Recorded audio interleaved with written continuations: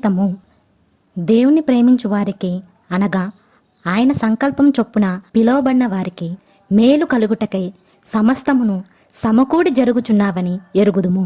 ఎందుకనగా తన కుమారుడు అనేక సహోదరులలో జ్యేష్ఠుడగునట్లు దేవుడు ఎవరిని ముందు ఎరిగెనో వారు తన కుమారునితో సారూప్యం గలవారగుటకు వారిని ముందుగా నిర్ణయించెను. మరియు ఎవరిని ముందుగా నిర్ణయించెనో వారిని పిలిచెను. ఎవరిని పిలిచెనో వారిని నీతిమంతులుగా తీర్చెను. ఎవరిని నీతిమంతులుగా తీర్చెనో వారిని మహిమపరచెను. ఇట్లుండగా ఏమందుము? దేవుడు మన పక్షం నుండగా మనకు విరోధి ఎవడు? తన సొంత కుమారుని అనుగ్రహించుటకు వెనుక తీయక మన అందరి కొరకు ఆయనను అప్పగించినవాడు ఆయనతో పాటు సమస్తమును మనకెందుకు అనుగ్రహింపడు? దేవుని చేత ఏర్పరచబడిన వారి మీద నేరం మోపువాడెవడు? నీతిమంతులుగా తీర్చువాడు దేవుడే. శిక్ష విధించువాడెవడు? చనిపోయిన క్రీస్తు యేసే. అంతేకాదు మృతులలో నుండి లేచినవాడును దేవుని కుడిపార్శ్వమున ఉన్నవాడును మన కొరకు విజ్ఞాపనం కూడా చేయువాడును ఆయనే. రోమా 8వ అధ్యాయము 28 నుంచి 39 వచనముల వరకు. క్రీస్తును గూర్చి మీకేమి తోచుచున్నది? ఆయన ఎవరి కుమారుడని అడిగెను. వారు ఆయన దావీదు కుమారుడని చెప్పిరి. అందుకాయన, అలాగైతే నేను నీ శత్రువులను నీ పాదముల క్రింద ఉంచు వరకు నీవు నా కుడి పార్శ్వమున కూర్చుండమని ప్రభువు నా ప్రభువుతో చెప్పెను అని దావీదు ఆయనను ప్రభువని ఆత్మ వలన ఎలా చెప్పుచున్నాడు. దావీదు ఆయనను ప్రభువని చెప్పిన ఎడల ఆయన ఎలాగా అతనికి కుమారుడగునని వారినడుగగా ఎవడును మారు మాట చెప్పలేకపోయెను. మరియు ఆ దినము నుండి ఎవడును ఆయనను ఒక ప్రశ్నయు అడుగ తెగింపలేదు.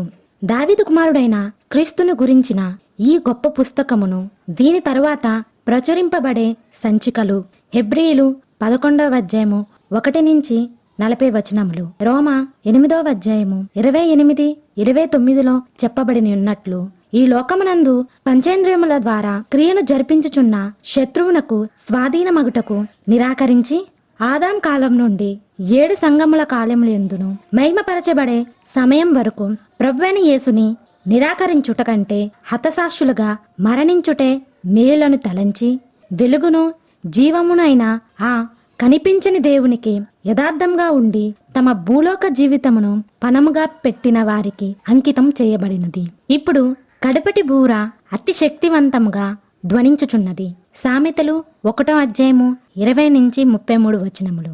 ఈ సంతతిలో మరణమును జయించుటకు తాళపు చెవిని కలిగియున్న ఈ సందేశము సత్య ఆత్మ ద్వారా అగ్నిస్తంభము మరియు మేఘస్తంభములచే నిరూపించబడి ఉన్నది. జ్యేష్ఠపుత్రుని సందేశము ఆ తరువాతి సందేశములు మీరు మాకు వ్రాసిన ఎడల మేము వాటిని వెంటనే ఉచితముగా పంపుదుము. 40 సంవత్సరములుగా కొనసాగుచున్న ఈ విశ్వాస సేవలో ఈ నిత్య జీవ సందేశములు మీకు ఎటువంటి క్రయమును ఆశించకనే ఉచితముగా పంపబడును. దేవుని సింహాసనము అన్యాగ్ని. లేవియకాండము 16వ అధ్యాయము 1వ వచనము, 10వ అధ్యాయము 1వ వచనము.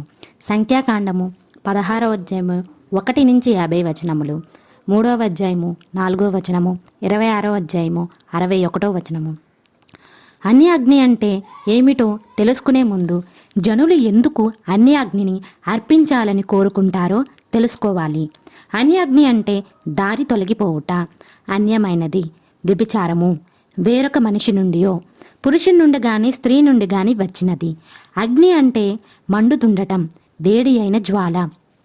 ఈ వాక్యములలో కోరాహు అతని అనుచరులను అహరోను 2 కుమారులు నాదాబు మరియు అబీహు అన్యాగ్నిని అర్పించి మరణించినట్లు చూస్తున్నాము. దేవుడు వారిపై ఎక్కువగా కోపగించినందున దేవుని అగ్ని వారిని సమూలముగా నాశనం చేసెను.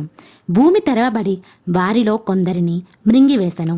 దేవుడు దహించే అగ్నిగా ఉంటున్నాడు. కావున దేవుణ్ణి అన్ని వేళలా తృప్తిపరచాలని కోరుకుంటున్న మనము మన జీవితంలో ఇటువంటి తప్పిదములు చేయకుండా చాలా జాగ్రత్తగా ఉండాలి.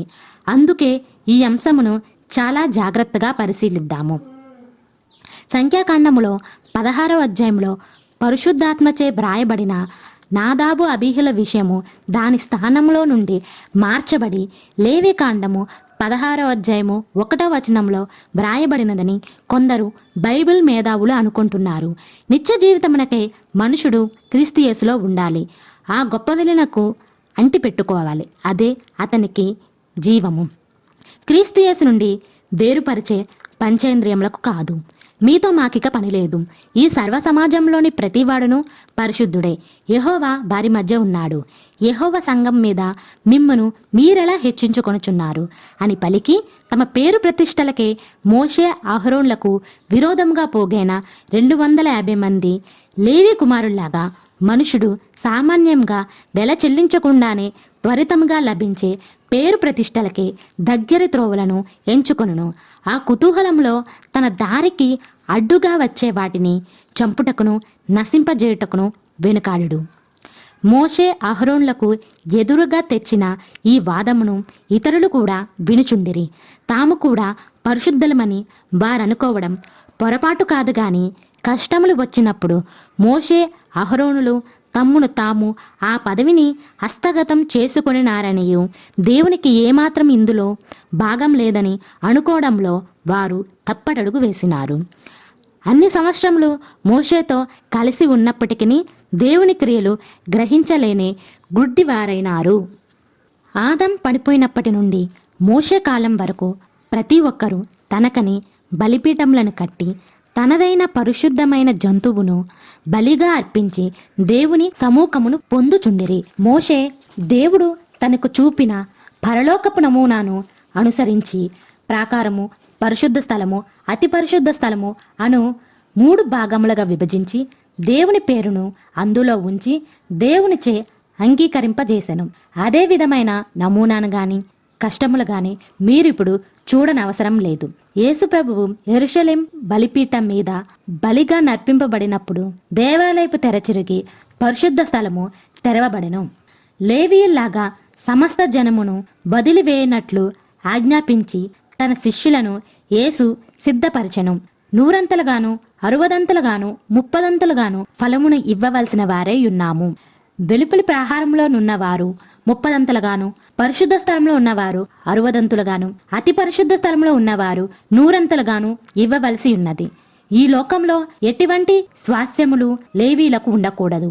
ఈ రోజుల్లో బైబిల్ చేతబూనిన ప్రతివాడును దేవుని సేవకుడని పిలువబడుచున్నాడు. ఎంత మోసమో! దానికి మనము క్రైమ్ చెల్లించవలసి ఉన్నది. ఈ రోజుల్లో జనులు వాళ్ళ స్థితిని అభివృద్ధి చేసుకొనుటకై సమస్తమును వదిలివేశామంటారు. కానీ వారి హృదయము అన్నిటినీ వదిలివేయవలను. 1 కొరింథీయులు 13వ అధ్యాయము 3వ వచనము. బీదల పోషణ కొరకు నా ఆస్తి అంతయు ఇచ్చినను నాకు ప్రయోజనమేమీ లేదు. అతి పరిశుద్ధ స్థలములోని ప్రేమ అన్నిటికంట మేలైనది. సహోదరులను ప్రేమించుట, నీ దేవుడైన యెహోవాను ప్రేమించుట, ధర్మశాస్త్రమును నెరవేర్చుటయే. పరిశుద్ధ స్థలములోని 7 దీపస్తంభములు దేవుని 7 ఆత్మలను సూచించుచున్నది. ప్రతి సంఘదూత ఆ దేవుని ఆత్మలో 7వ భాగమును కలిగియున్నాడు. ఆ తరువాత దేవుని పరిపూర్ణతతో దేవుని వాక్యము దిగివచ్చి మనలను అతి పరిశుద్ధ స్థలమునకు నడిపింపజేయుచున్నాడు. కడవరి బూర శబ్దము వినబడుచు క్రీస్తు విరోధి అను శ్రమకాలమును వచ్చుటకు ముందే వధువు మహిమలో ఎత్తబడును. అంతవరకు ఇది వధువును సిద్ధపరిచే సేవనియు మహిమపరచబడు సమయము సమీపించిననియు వధువు తెలుసుకోవాలి. మోషే కోరా సమూహము వారు తమ క్రియల ద్వారా దేవుని చిత్తమును తలక్రిందులు చేయాలని చూచినందున దేవుడు దానిని సహించలేదు. భవిష్యత్తులో కూడా ఇటువంటి వారిని సహించడు. ప్రత్యక్ష గుడారంలోని బలిపీఠపు అగ్నిని వారు ప్రతిరోజు గమనించి బలి ఇచ్చుటకును, ధూపం వేయుటకును, దీపములను వెలిగించుటకును భద్రపరచవలసి ఉన్నది. 1 దినవృత్తాంతములు 21వ అధ్యాయము 26వ వచనము. 2 దినవృత్తాంతములు 7వ అధ్యాయము 1 నుండి 3 వచనములు.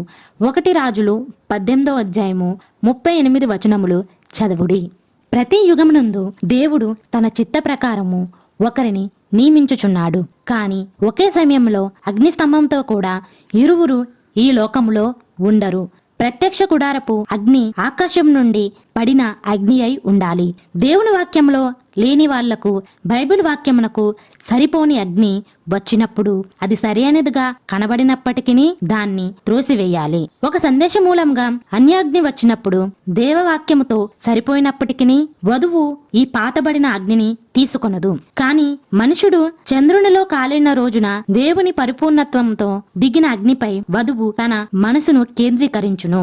దేవుని లోతైన ప్రత్యక్షతలను దేవవాక్యంతో సరిచూసి దేవవాక్యములను బాగుగా చదివి గ్రహించి మహిమ రోజుకే తనని సిద్ధపరచుకొనును. 7 సంఘముల కాలమున ఆదరణకర్తగా ఇవ్వబడిన పరిశుద్ధాత్మ కాలపరిమితితో ఇవ్వబడిన శాశ్వత జీవమే గాని ఎల్లప్పుడూ ఉండే నిత్య జీవము కాదు. వధువు ఏ విధంగా అన్యాగ్ని వచ్చినను దాన్ని చేపట్టినప్పుడు అది వేశ్యతనమే. పవిత్రురాలైన కన్యకునుగా ఒక్కడే పురుషునికి అనగా క్రీస్తు సమర్పింపవలనని మిమ్మును ప్రదానం చేసి తిని అని పౌలు చెప్పుచున్నాడు. వేరే ఇతర అగ్నిని లోపలికి తీసుకురావడానికి వీలులేదు. కాని సంఘములోని ముఖ్యమైన అధికారుల సమాహము తాము పరిశుద్ధులమని ఎంచి బలులు అర్పించి దేవుని పరలోకపు నమూనాన్ని చెరిపివేయాలని చూచుచున్నందువలన అది దేవుని సింహాసనమునకు విరోధమైన పాపమై ఉన్నది. కావునే మీరు అటువంటి పాపములో పడకముందే మిమ్ములను హెచ్చరించుచున్నాను. అటువంటి బలల్లో చిక్కుబడే వారికి దయ చూపబడదు. దేవుడు మోషే సమూయేలులో ముఖాముఖిగా మాట్లాడెను, కాని దానిని జనులు ఇష్టపడలేదు. దేవుని ఆదేశములను సమూయేలు జనులకి ఇచ్చుచున్నప్పుడు వారు తమ కన్నులతో చూచినట్లు ఒక రాజు కావాలని కోరినారు. కొండ మీద మోషే ఉన్నప్పుడు దేవుడు బిగ్గరగా మాట్లాడెను. అది వారికి భయము కలిగించినందున జనులు దానిని ఇష్టపడలేదు. కాని వారు ఒక మనుషుడు మాట్లాడే శబ్దమును ఆశించినారు. అందుకే దేవుడు మోషే లాంటి ప్రవక్తను అనుగ్రహిస్తాననియు అతని మాటలు వినని వారు నశించుదురనియు చెప్పెను. నువ్వు పూజ్యముగా ఉండవద్దు, ఏదో ఒకటిగా ఉండమని ఈ రోజుల్లో పై దేశములందు ఒక అన్య శబ్దము వినబడుచున్నది. కాని దేవుడు నీవు ఏమీ లేని పూజ్యముగా ఉండుము, నేను నీకు మ్యూక్యత్వమును ఇచ్చి పైకి లేవనెత్తదును అని చెప్పుచున్నాడు. వీటి రెండిటి మధ్య ఎంత భేదం ఉన్నదో చూడుడి. 1969 సంవత్సరం నుండి సత్యస్వరూపి అయిన ఆత్మ వచ్చి ఉన్నాడు. యోహాను 16వ అధ్యాయము 13 నుంచి 28 వచనములు. కాబట్టి దేవుని వాక్యంలో లేని జనులను సంతృప్తిపరచుటకే పనికిరాని సహవాసము బాంధవ్యము కలిగిండుట, లోకేచ్ఛలు మొదలగు వాటిని వదిలి ఏ సమయంలోనూ వధువు సిద్ధంగా ఉండుట ముఖ్యము. ఏ సందేశము ఎవరి దగ్గర నుండి వచ్చినప్పటికీ క్రీస్తు యేసులో మీ సహోదరుడైన నా దగ్గర నుండి వచ్చినను ఊరేము తుమ్మీము వంటి దేవవాక్యంతో సరిపోలితేనే గ్రహించాలి గాని బుద్ధిహీనముగా దాన్ని తీసుకొనకూడదు. జాగ్రత్తగా ఉండి. ఇది మీకు హెచ్చరిక. ఎగురుచున్న గ్రద్దలు క్రొత్తదైన మాంసమనే తినును గాని పాతదానిని ముటదు. పాత మాంసం అనేది అన్య అగ్నియే. ఘటసర్పము స్త్రీ ముందుగా నిలవబడి ఉన్నది. ఎందుకు?